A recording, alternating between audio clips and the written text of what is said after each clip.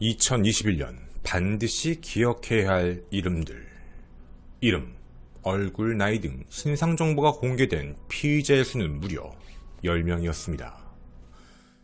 세 모녀를 살해한 김태현, 인천 노래주점 토막살인 사건의 범인 허민우, 성착취물을 제작 및 배포한 김용준, 최찬욱, 제주에서 중학생 아들을 살해한 백광석과 김신함, 전자발찌를 끊고 2명을 살해한 강윤성, 전 여자친구를 살해한 김병찬과 이석준, 그리고 공범까지 살해했던 권재찬. 그런데 여기 그 이름이 없습니다. 강윤성의 살인사건에 가려졌고 김병찬 이름에 묻힌 끔찍한 살인마. 죄명 자체도 매우 끔찍합니다. 강간살인, 사체 손괴, 사체 유기. 외국이냐고요? 아니요.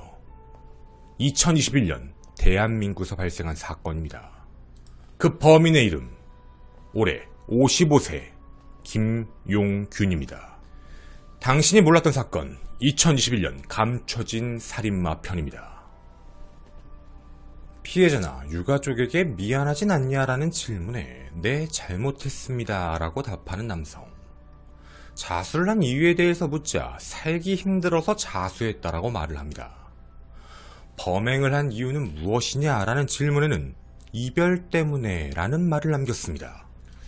이미 헤어진 전 여자친구를 살해했다. 마치 나를 다시 만나줬다면 큰 문제가 없었을 텐데 라는 뉘앙스를 풍기는 살인마. 그런데 사실 헤어지면 남입니다. 우리 모두 알고 있는 사실이죠.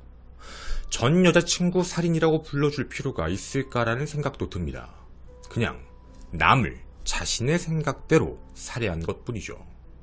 그리고 그 말에 한 가지 의문을 품고 싶습니다. 이별 때문이다. 이게 정말 맞을까요?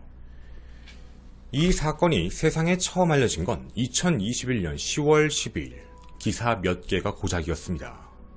당시에 나왔던 기사 내용은 전 여친과 다툰 끝에 살해한 50대 남성 경찰의 자수, 유기된 시신 발견이라는 글이었습니다. 피해자는 40대 여성으로 밝혀졌죠. 이때 당시에는 여러 가지 사건들이 대한민국에 보도되고 있었습니다. 그리고 이 사건의 최초 보도에는 살해했다, 그리고 시신을 유기했고 발견했다라는 내용만 적혀 있었죠. 하지만 이 사건의 진실은 그보다 훨씬 더 끔찍했습니다. 경기도 고양시 화정동의 한 주택 3층에 거주하는 40대 여성 가명 박씨입니다. 2021년 8월 27일 가족들로부터 경찰에 신고가 접수되는데요. 박씨가 연락이 되지 않는다라는 것입니다. 그렇게 실종 수사를 시작했던 경찰이었죠. 최초는 실종자였던 겁니다. 박씨가 실종되었다는 신고를 받고 수사를 벌여왔던 경찰. 우선 주변 인물에 집중을 하기 시작을 합니다. 제일 먼저 눈에 띄었던 사람, 바로 전 남자친구였던 김씨였죠. 김씨를 만나 언제까지 연락이 되었느냐라는 질문을 하자 헤어지고 나선 단 한 번도 만난 적도 없고 연락도 한 적이 없다라고 진술을 합니다. 그런데 문제가 좀 있었습니다.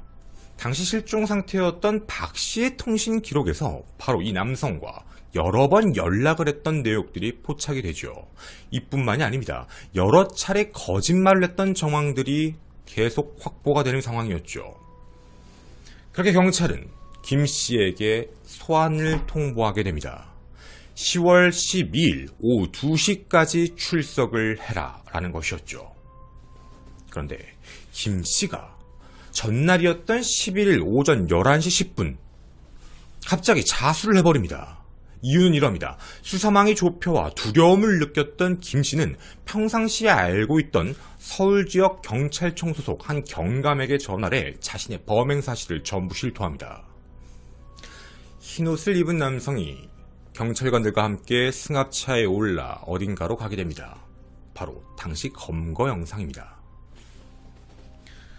경감은 함께 일단 만나자라고 얘기한 뒤 가까운 파출소였던 서울 은평구 소재의 한 파출소에 데려가 자수를 시켜 곧바로 긴급 체포가 되었습니다. 자신은 8월 6일 경기도 고양시 화정동 바로 박씨의 자택에서 피해자를 살해했다라는 것이었죠. 그런데 말이죠. 무언가 이상합니다.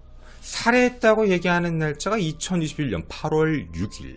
그런데 검거된 날짜가 10월 11일입니다. 무려 2달이 넘는 시간이었다는 것이죠.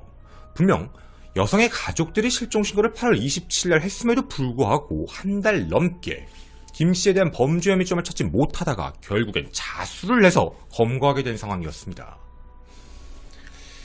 그럼 박씨의 시신은 집에 있었던 걸까요? 그런데요, 집에 어떠한 흔적도 없었습니다. 박씨는 사라져버린 상태였죠. 과연 박씨는 어디 있는 걸까요? 김씨의 입에서 나온 말은 너무나도 끔찍했습니다. 시신을 훼손했다. 그리고 유기를 했다라고 자백한 것이죠. 자수의 내용을 토대로 조사를 벌였더니 고양시 인근에 있는 창릉천변 일대를 수색하게 됩니다. 그리고 결국 비닐봉지 3개 안에서 훼손된 시신을 발견하게 되죠. 이곳은 공사 차량이 많이 다니는 하천 옆 도로로서 사람의 접근 자체가 굉장히 어려운 가드레일 바깥쪽에다가 시신을 유기해놨습니다. 자백을 하기 전까지 시신을 발견한 사람은 그 누구도 없던 상황이었죠. 그리고 더 놀라운 점이 하나 밝혀집니다. 분명 실종신고와 검거 사이에서도 시간이 꽤나 걸렸는데요. 조사를 해본 결과 살해를 하고 바로 시신을 훼손한 게 아니었습니다. 살해, 훼손해서 시간이 비어버립니다. 한참 뒤에 다시 집에 방문해 시신을 훼손하고 유기를 했다라는 겁니다. 김씨가 이야기한 범행 동기는 서로에 대해 관계, 이야기를 하고 있다가 말다툼으로 번져 홧김에 범행을 저질렀다. 이별 때문에 힘들었고 다툼이 있어서 우발적으로 살해했다라는 진술을 하게 됩니다. 참 이상한 부분입니다. 왜 그렇게 시간이 오래 걸렸을까? 실종신고를 했지만 한 달 넘게 범죄 혐의점을 찾지 못하고 결국 자수하는 데까지 시간을 기다리고 있었던 경찰. 조금 더 빠르게 현장을 급습했다면 조금 이야기가 달라지지 않았었을까요? 그리고 한 가지 충격적인 진실이 밝혀집니다. 그가 정말 모든 사실을 얘기하고 자수한 게 맞았을까요? 경찰은 발견된 시신에서 한 가지 이상한 정황을 포착합니다. 하의가 발견되지 않았던 것이죠. 한 가지의 가능성이 있었습니다. 그 이를 토대로 추궁한 결과 성폭행 정황도 드러나게 됩니다. 그리고 추후 검찰 조사에서 나타난 바에 따르면 김씨는 자수하면서도 자신이 받을 형량에 대해서 미리 예측도 했었고 그 뒤 성폭행 사실이 밝혀지면 그냥 살인이 아니라 강간살인이 된다는 걸 알아 형량이 매우 높다는 것도 알고 있었습니다. 최소한 자기는 우발적 살인으로 해야 무기징역이 안 나오고 유기징역이 나올 것이다라고 아예 생각을 받고 있었죠. 성폭행 사실과 범행 동기까지 숨기는 치밀함을 보였던 상태였습니다. 우리는 이걸 완벽한 자수라고 말하는 게 맞는 걸까요? 검거된 김씨, 피해자 박씨. 이들 사이에 도대체 어떤 일이 있었을까요? 지금부터 당시의 상황을 하나씩 이야기해보고자 합니다. 그런데 중요한 점이 있습니다. 사건 발생 현장지는 피해자의 집 내부입니다. 그 전까지의 기록들은 실제로 나타났던 기록들을 체크하면서 확인할 수 있지만 그 내부에 있었던 일은 전부 김씨의 입에서 나온 말입니다. 이 이야기를 드리는 이유는 걸을 부분은 걸러야 된다는 걸 미리 말씀드리기 때문입니다. 2021년 4월부터 이들은 교제를 시작합니다. 그리고 2021년 7월 하순경 서울 은평구에 있는 범인 김씨의 집에서 이들은 동거를 시작하게 되지요. 이때까지는 아무런 문제가 없었습니다. 그런데 2021년 7월 30일 한 가지 신고 전화가 접수됩니다. 김씨가 폭력적인 행동을 했다는 것이죠. 가정폭력 신고였습니다. 결국 이들은 그 신고를 한 다음 날이었던 7월 31일 완벽하게 헤어지게 됩니다. 이렇게 끝났으면 그냥 이별이었을 겁니다. 하지만 김씨는 집착을 하기 시작하죠. 2021년 8월 1일부터 2일 그 불과 이틀 사이만 해도 수십 차례 전화를 걸게 됩니다. 전화를 무시하자 내가 잘못했다 다시 만나자라는 내용을 무려 33번이나 문자 메시지로 보냈죠. 그럼에도 답이 없자 8월 3일부터 8월 6일까지도 계속적으로 연락을 보냅니다. 이때 김씨는 생각을 바꾸게 됩니다.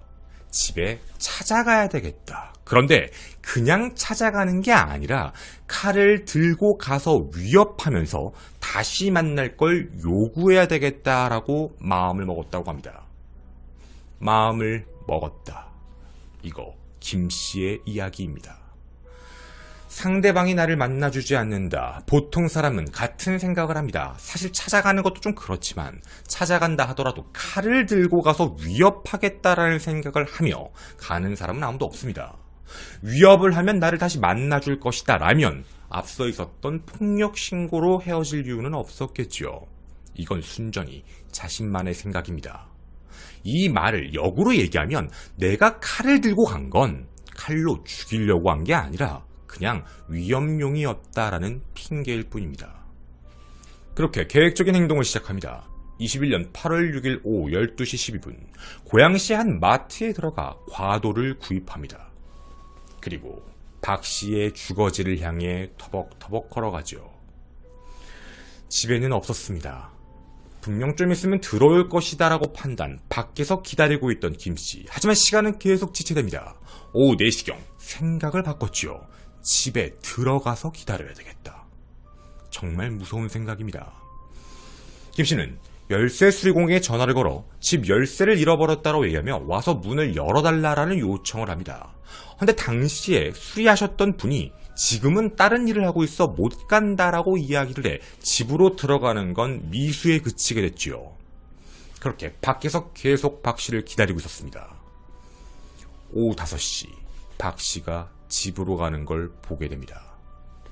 2021년 8월 6일 오후 5시 고양시 화정동의 주택 3층 김 씨는 집으로 들어가는 박 씨를 밀며 집 안으로 같이 들어가게 됩니다.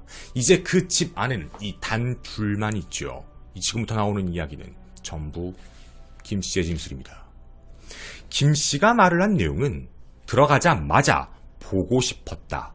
이야기 좀 하자라는 말을 했는데 피해자가 오빠랑은 할 말이 없으니 나가달라라는 요청을 했다고 합니다.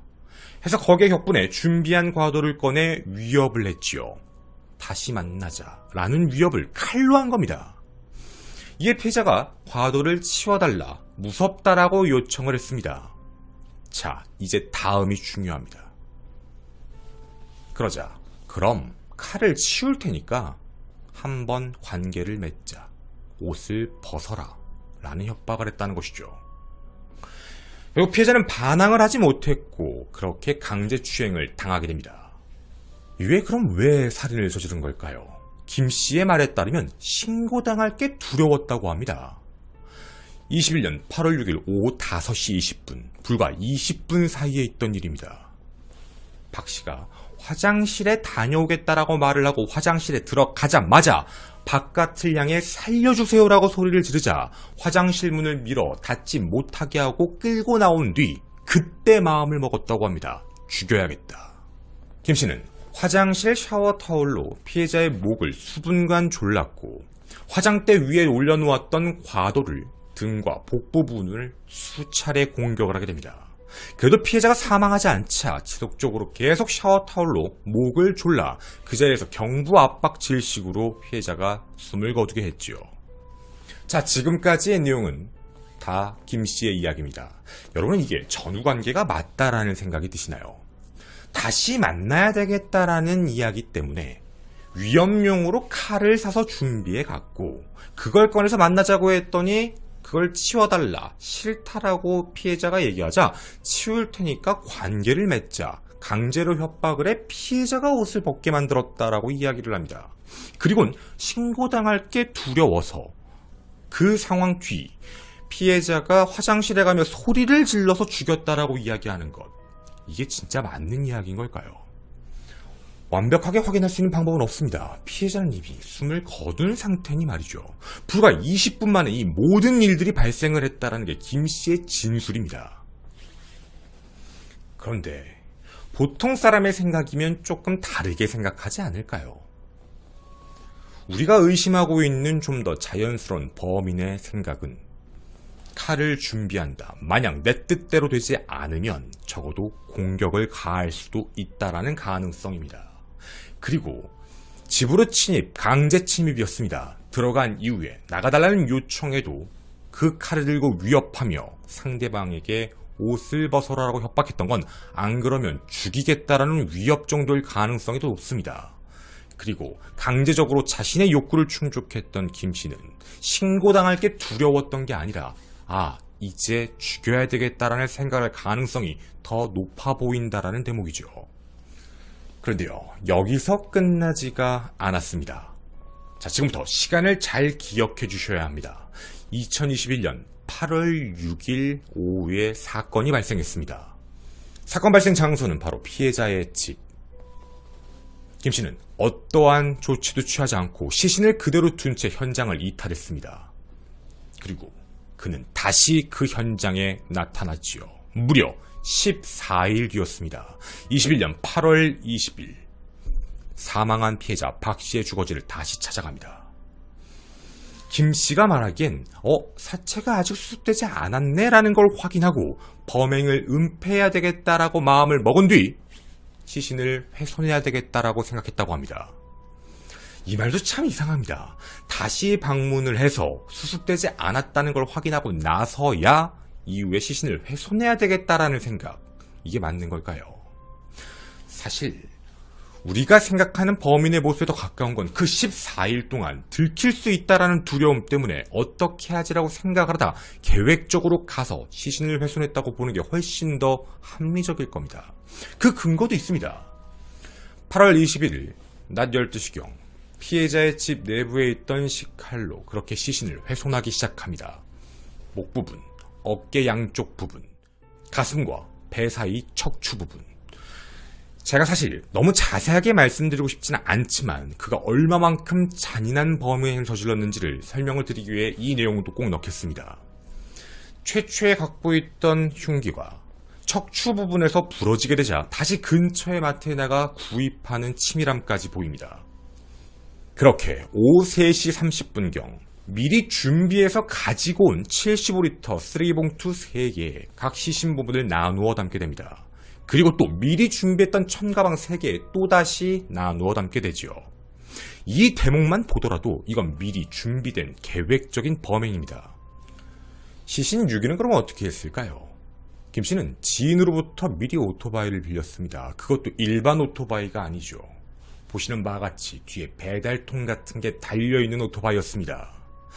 이곳에 하나씩 넣어 고양시에 있는 창르천 방향으로 향해 3번에 걸쳐 시신을 유기하게 됩니다.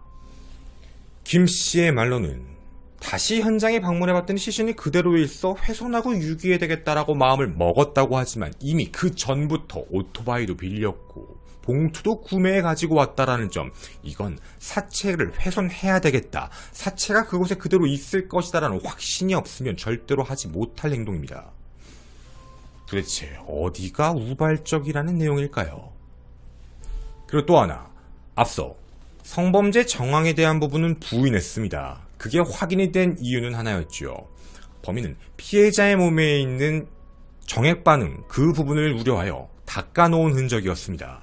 하지만 집안 내부에 있는 휴지 뭉치에서 김 씨의 정액 유전자가 검출되어 그걸 추궁한 끝에 확인이 됐던 사실이죠. 끝까지 빠져나가려고 했지만 빠져나갈 수 없었던 내용입니다. 이런 거짓말을 했다라는 걸 보면 그 집 안에서 있었던 모든 일은 사실 믿기가 어렵다라는 부분입니다. 세상에 감춰졌던 끔찍한 살인사건, 김 씨는 공판 현장에서도 매우 뻔뻔한 자세로 일관하게 됩니다. 첫 1차 공판에서 직업이나 신상 정보를 묻는 재판장의 질문에도 고개를 당당히 들고 네, 맞습니다 라고 답변을 합니다. 이에 재판장이 유가족 측에서 엄벌을 요구하는 탄원서를 제출한 걸 알고 있느냐라는 질문에 대해서도 잘 알고 있습니다 라며 반성하는 모습 자체를 보이지 않습니다. 한 차례 반성문만을 제출했던 김씨. 하지만 유가족은 매일매일 엄벌 탄원서를 냈습니다. 재판이 끝나는 4개월간 무려 80여 차례를 제출했죠. 재판은 그렇게 끝이 났습니다. 검찰은 결심 공판에서 피고인 김씨에게 사형을 구형합니다. 피고인이 피해자를 찾아가 살해하고 시신을 유기한 참담한 사건이다. 사실 자수한 경위도 진실한 반성이라기보다는 수사기관의 압박에 의한 것으로 보인다라며 감경은 절대 안 된다라고 엄포를 놓았죠. 이에 최후 변론에서는 김 씨는 이런 말을 합니다. 크게 살고 싶은 마음이 없다. 피해자와 가족들에게 미안하고 죄송하다. 당시 유가족 측은 떨리는 목소리로 가족들이 우울증 등으로 생활이 어렵다. 사회적으로나 인륜적으로나 일어나지 말아야 할 끔찍한 범죄에 대해 재판부가 법정에서 줄 수 있는 최대 형량을 내려주길 간곡히 부탁한다라고 말을 마쳤습니다. 얼마 전이었죠. 2022년 3월 30일 그렇게 1심 판결이 나왔습니다. 피고인 김용균, 그에게 무기징역을 선고한다. 그리고 10년간 정보통신망을 이용해 신상을 공개하는 쪽을 고지했지요. 바로 성범죄에 대한 문제였다라는 겁니다. 지금 현재 성범죄자 알림이에 있냐고요? 아니요. 출소해야 등재가 됩니다. 무기징역임에도 불구하고 혹시 모를 가석방을 대비해 성범죄자 알림이에 공개 고지 명령을 해놓은 상황이죠. 재판부는 이렇게 이야기를 했습니다. 유족에게 어떠한 용서나 배상도 하지 않았다. 그리고 유족들은 법정 최고형을 탄원하고 있다. 피고인 김 씨는 집행유예 기간 중에 이 사건을 범행을 저지른 걸 감안해 보면 생명 자체를 박탈하여 사회로부터 영원히 격리시키는 게 맞다. 하지만 형을 정함에 있어 범행을 이미 인정하고 반성하는 모습을 보이고 있는 점, 정말 반성하고 있는 걸까요? 경찰 조사를 앞두고 직접 경찰서에 출석해 사건 범행을 자수한 점, 진짜 자수한 게 맞을까요? 성범죄 부분은 빼고 계획적인 부분은 빼고 어떻게든 형량을 낮추려기 위해 자수감경을 선택했던 그 압박에 의해서 나왔던 모습을 정말 완벽한 자수라고 보는 게 맞는 걸까요? 그리고 이 대목이 저 개인적으로는 가장 어이가 없었습니다.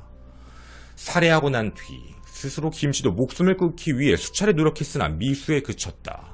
스스로도 적지 않은 정신적 고통을 느꼈던 것으로 보이고 극단적 선택 시도 과정에서 신체의 상해도 있기도 한 점, 이 모든 것들을 봤을 때 생명 자체를 박탈하기보다는 사회로부터 영구히 격리시켜 자유를 박탈하는 무기징역을 선고함으로써 수용 기간 동안 이 사건 범행으로 소중한 생명을 잃은 피해자와 그 유족들에게 사죄하고 자신의 잘못을 참여할 시간을 갖도록 하는 것이 맞다라는 판단입니다. 사형을 줄 수 없는 이유, 자수를 했다, 반성하고 있다, 그리고 스스로 극단적인 선택을 하고 있는 걸 보니 반성하는 것 같다. 글쎄요, 이게 진짜 맞는 판결인 걸까요? 유족들은 오열했습니다. 김 씨는 그런 이야기를 했었죠. 분명 최후 진술에서 크게 살고 싶지 않다, 미안하고 죄송하다, 그런데 항소해버립니다. 얼마 전이었죠. 7월이었습니다. 그렇게 항소심 재판부의 판결이 있었습니다. 검찰 측과 피고인 측의 항소를 기각한다. 바로 원심에 대한 무기징역형을 그대로 선고한 상황이었죠. 이유가 있었습니다. 피고인 김 씨는 특수절도 등 여러 범죄로 실형에 처벌받은 전력도 있고 이미 집행유예 기간 동안의 범죄를 저지른 걸 보면 개선의 여지가 있는지조차도 의심스럽다는 것. 다만 사형은 줄 수 없다라는 겁니다. 2021년 8월 대한민국에선 끔찍한 살인마가 있었습니다. 하지만 그 누구에게도 알려지지 않았죠. 신상 공개는 당연히 이루어지지도 않았습니다. 비슷한 사건을 저질렀던 인천 사건, 험뇌 같은 경우에는 바로 신상이 공개가 됐었죠. 참 이상합니다. 신상 공개에 대한 기준이 가이드라인이 있는 게 아니라 언론의 집중을 받을 때와 받지 않을 때 왜 이렇게 차이가 많이 나는 걸까요? 그리고 2021년 정말 김용균은 신상 공개 대상이 안 될 만큼의 범죄를 저지른 걸까요? 저희가 지금 말씀드린 이 사건 내용이 그렇게 가벼운 내용이었을까요? 저는 당신이 몰랐던 사건의 김원이었습니다. 뒷이야기에서 나머지 이야기를 전해드리도록 하겠습니다. 감사합니다. 저희가 뒷이야기에서 전해드리고 싶은 부분은 크게 두 가지입니다. 첫 번째, 바로 김용균의 전과에 대한 부분인 건데요.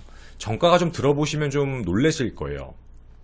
알아보니까 전과가 특수절도, 그러니까 이제 흉기 들고 한 거죠. 특수절도. 그리고 강간치상이 있어요. 그러니까 성범죄를 이미 저질렀다라는 거죠. 그걸로 실형받은 것도 있고, 뭐, 집행유예 선고를 받은 뭐 그것도 있고, 뭐 벌금형도 있고, 그러니까 전과가 되게 많아요. 그리고 이 사건 때 당시에 왜 집행유예 기간이었냐면 2021년에 무슨 사기죄로 집행유예를 받았대요. 그래서 이제 집행유예 기간이었는데 살인, 강간살인, 그리고 사체 손괴, 사체 유기의 범행을 저지른 거죠. 정말 많은 범죄 전력이 있어요. 근데 이런 사람이 사회에 돌아다녔다라는 것도 좀 그렇지만 이런 사람이 이런 범행을 저질렀음에도 무기징역을 줄 수밖에 없는 이유죠. 이제 두 번째로 전하고 싶은 내용이 바로 이거예요. 제가 예전에 그런 생각을 한 적이 있었어요. 아니 도대체 왜 사형을 안 줄까? 얼마 전에 물론 1심 사형 판결이 났던 게 있지만 그것도 확정 판결은 아니니까. 번제차안이었죠. 그것도 이제 좀 기다려봐야죠. 예전에 안인육도 1심에서는 사형이었는데 나중에 이제 무기징역으로 감형됐었으니까. 제가 예전에, 그러니까 현직은 당연히 안 되고 사석에서 그 변호사분들 중에 검사 출신, 판사 출신 이런 분들도 변호사를 하시잖아요. 전직 이제 부장판사 출신이셨던 분들하고 한 로펌하고 이제 같이 만났다 밥을 먹던 자리가 좀 있었는데 제가 그때 여쭤봤었어요. 뭐였냐면 왜 검찰은 사형을 구형하는데 왜 사형 선고를 잘 하지 않는가? 어떻게 보면 좀 저 개인적으로 좀 분노에 찬 질문이었었어요. 근데 이런 이야기를 좀 하시더라고요. 그게 이번 항소심 재판부의 판결문의 내용이 들어가 있어요. 그거를 이번 항소심 재판부 판결문 내용을 먼저 읽어드리고 갈게요. 한국의 실정법상 사형제가 존치되나 사형 폐지론에 대한 위헌 여부 관련 논의가 현재도 계속되고 있는 데다가 현실적으로 장기간 사형 집행이 이루어지지 않아 사형 선고의 실효성에 대한 논란이 있다예요. 그러니까 이게 무슨 소리였냐면 저도 그때 들은 얘기인데 그러니까 판사의 입장에서도 사형을 선고하고 싶은데 사형을 선고해버려도 문제인 거예요. 그러니까 이게 여러 가지의 이제 이해관계에 대한 문제인데 우리나라가 만약에 사형을 집행을 하고 있으면 사형 선고를 줄 수 있겠는데 이게 사형을 집행하지 않는 사람한테 사형을 선고한다는 게 문제라는 거예요. 이게 왜 그러냐면 이유가 좀 있어요. 저도 이거 들은 얘기인데 우리가 경찰 수사받고 검찰에서 수사받고 검찰에서 송치해서 검찰에서 이제 기소해서 재판을 받잖아요. 재판을 받게 되면 1심에서 판결이 나왔어. 뭐 징역 몇 년 이렇게 나오잖아요. 무기 뭐 이렇게 나오잖아요. 그걸로 끝나지 않아요.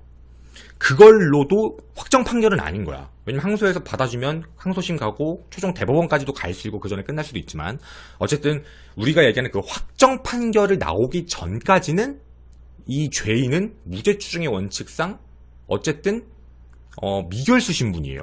그러니까 죄가 결정이 나지 않은 사람, 미결수. 그러니까 죄인으로서 봤을 때 왜냐면 1심에서는 죄인으로 봤는데 항소심에서는 무죄로 풀려날 수도 있잖아요. 이 사람은 죄인이 아닌데. 그러니까 이 사람은 확정 판결이 나기 전까지는 미결수예요. 징역형이 나오면. 그러니까 이제 무기징역 확정 판결 이렇게 나오면 이 사람은 이제 기결수가 되죠. 확정 판결 났으니까. 그럼 이 사람은 무기징역이니까 교정교화. 왜냐면 우리가 교도소에 보내는 게 너 이 개새끼 너 한 몇십 년 동안 그냥 여기 짱 박혀가지고 너 그냥 뭐 병만 보고 살아 이 나쁜 새끼야. 이게 아니잖아요. 그 안에 들어가서 그러니까 인간의 자유를 구속시켜서 그 안에서 교정과 교화 시스템을 받아야 되는 그런 데잖아요. 거기가 교정당국이니까. 그래서 그 안에 이제 들어가서 활동을 해야 되는 게 이제 그런 시스템들이 있잖아요. 뭐 나중에 뭐 예를 들면 20년 뒤에 사회에 나가면 우리도 그런 제가 이게 대변하는 게 아니라 들은 얘기를 전해드린 건데 20년이면 사회가 얼마나 많이 바뀔까요? 우리도 좀 20년 전이랑 좀 20년 후를 생각해보면 핸드폰도 그렇고 인터넷도 그렇고 되게 많은 게 바뀌니까 이게 그냥 냅두다 내보내버리면 또 적응 못해서 범죄를 저지를 수도 있으니까 이 안에서도 여러 가지 뭐 직업교육이건 여러 가지 교정, 교화 작업들을 할 수밖에 없어요. 나중에 사회에 복귀해서라도 문제를 저지르지 않고 살아가게 만들어야 되니까 큰 문제가 터질 수도 있으니까. 그죠? 그러니까 제가 여러분한테 지금 제가 뭐 대변해서 이해시키려고 하는 게 아니라 저도 들은 얘기를 전해드리는 거예요. 그냥 제가 뭐라고 그걸 대변하겠습니까, 여러분? 그러니까 그냥 그 들은 걸 얘기를 드리는 거예요. 그러니까 그런 부분인 거죠. 어쨌든 나가서 또 범죄를 저지르면 안 되는 문제인 거니까 사실은. 근데 사형은 좀 다른 거예요. 그러니까 사형수는요. 자, 우리가 이거 생각을 잘해야 돼요. 자, 너는 사형수, 사형 확정 판결 이러면 언제 기결수가 되죠? 사형수는 집행을 해야 돼요. 사형을 선고로 끝나는 게 아니라 그 행동을 해야 돼요. 그러니까 사형을 집행을 해야지만 끝나잖아요. 근데 사형을 집행을 안 하고 지금 우리나라처럼 사형 실제로 하지 않은 상태로 두면 얘네들은 미결수예요. 미결수면은 아무것도 안 해요. 그러니까 죽을 날만 기다리고 있는데 집행 안 하면 계속 그냥 그러고 있는 거야. 아무것도 안 하는 거야. 교정, 교화? 뭔 씨. 그냥 개망나니 짓 하고 사는 거예요, 그냥 그 안에서. 물론 뭐 반성할진 모르겠지만. 그러니까 교정, 교화 시스템을 안 따라간다는 얘기야. 받을 수 없어요, 얘는. 미결수 신분이고. 아직 집행이 안 되고 있는데. 근데 만약에 이런 사형수가 만약에 재판부 입장에서 그래 너 개새끼 너 사형해서 사형수만 늘어나면 집행을 안 하는 상태에선 이게 교도소 내부의 교정 시스템에 이제 혼란이 온다는 거예요. 교도관 분들은 무슨 죄야? 아니 이게 딱 왔는데 이게 지금 예를 들면 미결수 신분 사형수가 들어오면 얘를 좀 관리해야 되는데 얘는 지금 뭐 하라고 할 수 없고 뭐 가서 너도 직업교육을 받아라. 왜 직업교육을 받아 곧 죽으랜데. 물론 죽을 게 안 되는 거잖아. 시스템 자체가 얘를 죽여야 되는데. 그러니까 지금 이렇게 되니까 이게 사실 이해관계가 여러 가지로 엮이더라고. 저도 되게 답답해서 여쭤봤던 건데 검찰은 살인사건에 대해서 끔찍한 살인사건에 대해서 구형을 사형으로 해라. 이게 지금 현재 나와 있는 내부 가이드라인이에요. 교화될 새끼들이 아니니까. 근데 재판부의 입장에서는 누가 봐도 이 새끼는 사형이 맞거든. 근데 사형을 줄 수가 없는 거야. 우리나라가 이걸 사형을 줘버리면 얘는 기결수 신분으로 돼서 미결수 신분에서 밖에 나가가지고 그러고 있을 거니까 이게 답이 없는 거지. 일을 시킬 수도 없고 노동도 안 되고 교정도 안 되고 교화도 안 되는 그런 시스템을 받을 수 있는 애가 아닌데 그러면 얘를 그냥 둬야 되잖아? 그럼 이런 애들이 계속 싸워. 우리가 지금 알고 있는 그런 극악무도한 범죄자들이 예를 들면 1년에 몇 명씩 나오잖아요. 1년마다 계속 그렇게 감옥에 가서 걔네가 미결수 신분으로 존재해버리면 이게 진짜 답이 없는 거야. 그러니까 이게 지금 계속 뺑이 치는 거예요. 뭔가 바뀌어야 되는데 바뀌지가 않는 시스템이 돼버린다는 거죠. 그러니까 판사의 죄송해요. 빅사나서 제가 말을 너무 많이 판사의 입장에서도 사형을 주기가 조금 부담스럽다는 게 이쪽이라고 하더라고. 그러니까 사형을 준다는 게 정말 이 사람이 반성하는 게 맞을까? 아니라는 거야. 무슨 반성이야. 안에 들어가서 더 막 그러고 살 텐데. 어차피 뭐 집행 안 되잖아. 뭐 개망나는 짓 하고서 뭐 옛날에 봤더니 뭐 유영철이 뭐 교도관 8% 틀었다는 얘기 진짜인지 모르겠는데 이런 말도 안 되는 관리도 안 되는 삶을 살아버리면 이게 어떡하라고. 이게 재판부 입장에서 그렇게 답답한 거. 차라리 교정과 교화를 시켜야 되는 게 어떻게 보면 차라리 그 안에서 나을 것 같은데 라는 생각으로밖에 들 수가 없다라는 거잖아요. 그러니까 이게 그분이 그러시더라고요. 이게 판사의 힘으로 그런 걸 어떻게 할 수가 없다. 뭐 또 이렇게 얘기를 하시더라고. 그러니까 이게 참 여러 가지로 좀 뭔가 좀 꼬여있는 느낌인 것 같아요. 제가 이 이야기를 드리는 이유는 제가 다시 한번 말씀드리면 대변하기 위함이 아니에요. 되게 답답하잖아. 각자의 입장을 좀 들어본 거예요, 저도. 왜 그러지? 이런 거였는데 들어보니까 그럴 수도 있겠다라는 생각이 들어요. 제 생각이 짧았죠. 저는 뭐 그런 걸 공부하거나 제가 직접적으로 관여한 사람이 아니기 때문에 제가 뭐 어떤 분들은 이 말을 듣고도 아닌데 라고 이제 반박 의견을 당연히 달아주실 수 있어요. 그게 잘못된 건 아니니까. 어쨌든 저는 그 얘기를 듣고 진짜 그럴 수 있겠다라는 생각을 했어요. 그래서 여러분한테 이 내용을 전해드리는 거고 사형 선고에 대한 부분이 그래서 참 힘들구나 라는 생각을 조금 들었던 것 같습니다. 네, 감사합니다.